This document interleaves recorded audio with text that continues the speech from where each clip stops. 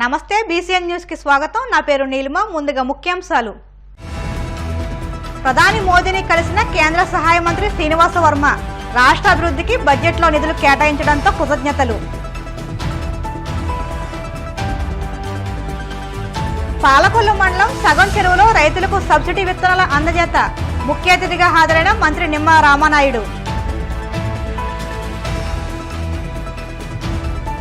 వ్యసనాలకు విద్యార్థులు చేరువ కావద్దు, విద్యలో ఉన్నతంగా రాణించాలన్న JNTU BC professor Muralikrishna. Telangana రాష్ట్రం అక్రమంగా నిర్మిస్తున్న నీటి ప్రాజెక్టులను అడ్డుకోండి, భీమవరం కలెక్టరేట్లో వినతిపత్రం అందజేసిన సిపిఐ జిల్లా కార్యదర్శి కోనాల భీమారావు। తన పుట్టినరోజు నాడు దేశ ప్రధాని నరేంద్ర మోదీని కలిసే అవకాశం దక్కడం అదృష్టంగా భావిస్తున్నారని కేంద్ర ఉక్కు భారీ పరిశ్రమల శాఖ సహాయ మంత్రి భూపతిరాజు శ్రీనివాస వర్మ పేర్కొన్నారు। తన పుట్టినరోజును పురస్కరించుకుని ప్రధాని మోదీని మర్యాదపూర్వకంగా కలవగా శుభాకాంక్షలు తెలియజేయడంతో పాటు తన తండ్రి ఆరోగ్య పరిస్థితిని అడిగి తెలుసుకోవడంతో తనకు కొండంత ధైర్యం వచ్చిందని పేర్కొన్నారు। ఈ సందర్భంగా తనకు ప్రధాని మోదీతో కొంతసేపు ముచ్చటించే అవకాశం దక్కిందని, ఈ నేపథ్యంలో ఆంధ్రప్రదేశ్ రాష్ట్ర అభివృద్ధి గురించి ఆయన దృష్టికి తీసుకెళ్లినట్టు తెలిపారు। ఆంధ్రప్రదేశ్ రాష్ట్రం అన్ని రంగాల్లో సమగ్ర అభివృద్ధిని సాధించేలా సహాయ సహకారాలు అందించాలని మోదీని కోరినట్టు తెలిపారు। ఈ విషయంపై మోదీ సానుకూలంగా స్పందించారని ఆనందం వ్యక్తం చేశారు। అలాగే రాష్ట్ర రాజకీయ పరిస్థితులపై విశ్లేషణ చేసినట్టు తెలిపారు। అన్నిటికంటే ముఖ్యంగా కేంద్ర బడ్జెట్లో రాష్ట్ర అభివృద్ధికి ప్రత్యేక నిధులు కేటాయించినందుకు కృతజ్ఞతలు తెలియజేసినట్టు తెలిపారు। తనతో పాటు ప్రధాని మోదీని కలిసిన వారిలో బీజేపీ రాష్ట్ర అధ్యక్షురాలు Rajahmundry MP Purandeswari, Anakapalli MP CM Ramesh ఉన్నట్లు తెలిపారు।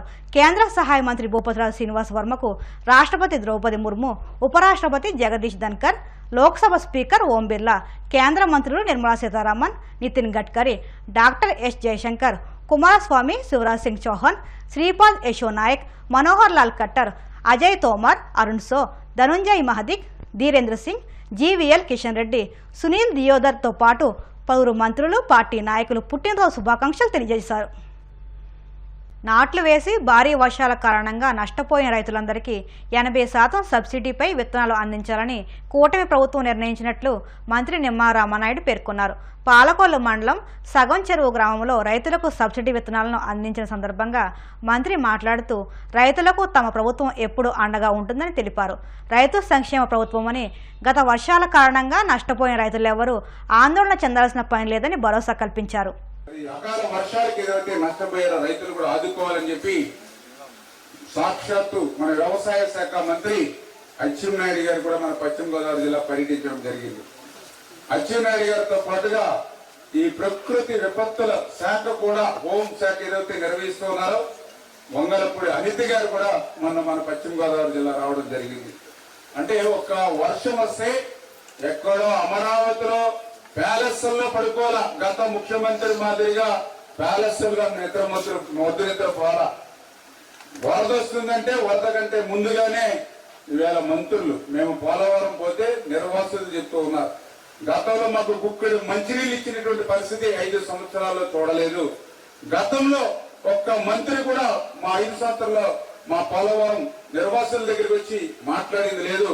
ఈవేళ 4 మంత్రులు వచ్చారు మా దగ్గరికి అని చెప్పి సాక్షాత్తు నిర్వాసితులు సైతం సంతృప్తి వ్యక్తం చేశారని, ఈ ప్రభుత్వం ప్రజా ప్రభుత్వం కాబట్టి ప్రజల దగ్గరికి వెళ్ళి మేము పనిచేస్తాం, క్షేత్ర స్థాయిలో సమస్యలు తెలుసుకుంటాం। అందుకే నాట్లు వేసి ఎవరైనా పంట నష్టపోతే దాన్ని నమోదు చేసి అది కూడా పారదర్శకంగా, కఠినమైన నిబంధనలు లేకుండా పారదర్శకంగానే వాటిని నమోదు చేసి వాళ్ళకి ఇన్పుట్ సబ్సిడీ ఇచ్చి వాళ్ళని ఆదుకోవాలనేది ఒకటి।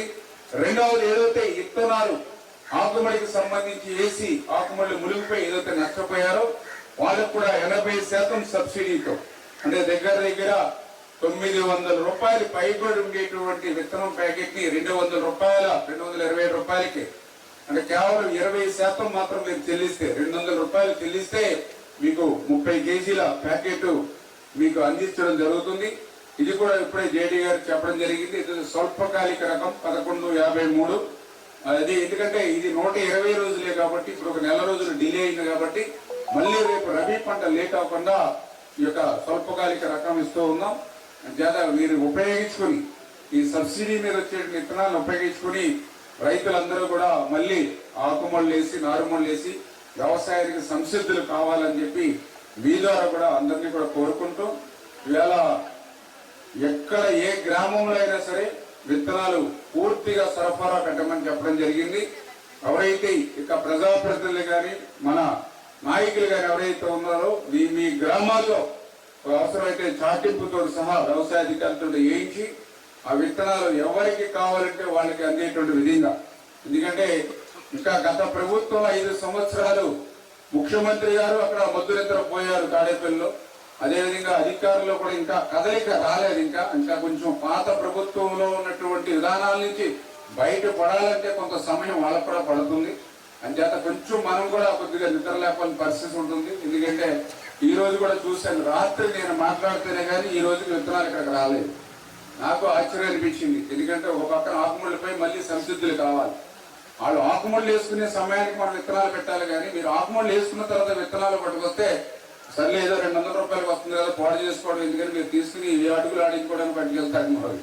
అంతేకాక అటువంటి పరిస్థితి ఈవేళ మన వాళ్ళు కూడా చేస్తా ఉన్నారు. అందుకే నేను రాత్రి సీరియస్ గా వాళ్ళు బాధపడినా సరే, ఎందుకంటే నేను కూడా ఒక రైతు పెట్టి నేను కష్టం తెలుసుంటే వ్యక్తిని కాబట్టి నిన్న ఏడీ గారికి కూడా చాలా గట్టిగా చెప్పాను.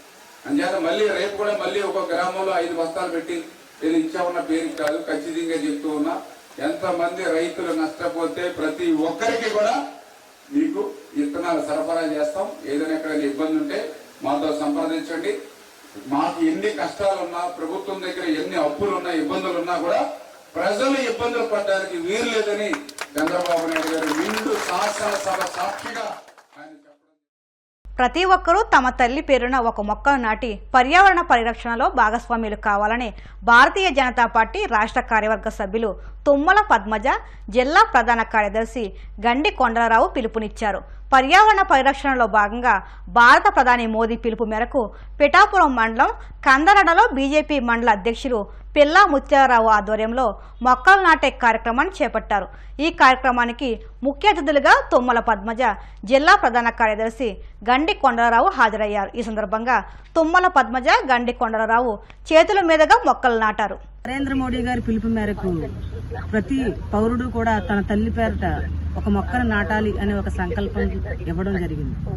దీన్ని ప్రతి పౌరుడు కూడా లక్ష్యంగా తీసుకుని ఒక మొక్కను నాటి దాన్ని సంరక్షించే బాధ్యతను కూడా తీసుకోవాలని సూచన చేయడం జరిగింది.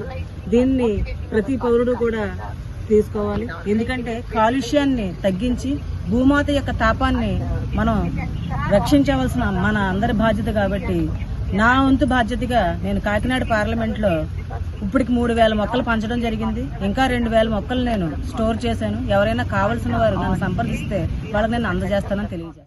యువసేన సంస్థ ద్వారా సమాజానికి సేవలు అందించడం ప్రశంసనీయమని మంత్రి వాసంశెట్టి సుభాష్, మాజీ ఎమ్మెల్యే వర్మ, కౌడ మాజీ చైర్పర్సన్ రాగిరెడ్డి చంద్రకళాదీప్తి పేర్కొన్నారు. కాకినాడ సినిమా రోడ్లోని సూర్యకళా మందిరంలో శ్రీ యువసేన 11వ వార్షికోత్సవ వేడుకలు ఘనంగా నిర్వహించారు. కార్యక్రమానికి శ్రీ యువసేన అధ్యక్షులు బోలం సతీష్ కుమార్ అధ్యక్షత వహించగా పెద్ద సంఖ్యలో యువత పాల్గొని స్వచ్ఛందంగా రక్తదానం చేశారు. అదేవిధంగా మంత్రి సుభాష్ చేతుల మీదుగా మహిళలకు శ్రీ యువసేన ఆధ్వర్యంలో 20,000 అందించగా దానికి మరో 10,000 మంత్రి సుభాష్ కలిపి 30,000 రూపాయలను అందజేశారు. ఈ కార్యక్రమంలో అతిథులు మాట్లాడుతూ శ్రీ యువసేన సేవలను ప్రశంసించారు. ఈ కార్యక్రమంలో Lions Club regional chairman Padma Tulasi, Lions Club సభ్యురాలు గంగాబావని, శ్రీ యువసేన సభ్యులు రాజ్ కుమార్, పలువురు నగర ప్రముఖులు, స్థానిక నాయకులు పాల్గొన్నారు. భారీ ఎత్తున ఇది కార్యక్రమాలు చేస్తూ ఇప్పుడు ఒక బ్రాండ్ తయారు చేశారు సతీష్. యువసేన అనేది సేవా కార్యక్రమం చేయాలనేది ఒక బ్రాండ్ కింద తయారు చేశారు. ఎంతో మంది నాకు తెలిసిన వాళ్ళు ఆ తర్వాత రకరకాల బ్లడ్ బ్యాంకులు పెట్టడం కానీ, యువసేన ఇలాంటి ఫౌండేషన్లు పెట్టడం కానీ చేయడం జరిగింది. సో దీనికి సతీష్కి అయితే ప్రత్యేక అభినందనలు తెలియజేస్తాను. ఎలాగైతే గత కొన్ని సంవత్సరాలుగా అందరూ సపోర్ట్ చేశారో అలాగే కూడా సతీష్ కానీ, యువసేన కానీ, బ్లడ్ బ్యాంక్ కానీ అందరూ సపోర్ట్ చేస్తారని కోరుకుంటూ సెలవు. ఇంతమంది యువకులతో బ్లడ్ డొనేషన్ తీసుకుని మరి చాలా మంది ప్రాణాలు కాపాడుతుందంటే నిజంగా మరి చేతులెత్తి నమస్కారం పెట్టాలి. చిన్నవాడైనా సతీష్కి చాలా బ్రహ్మాండంగా చేస్తున్నాడు.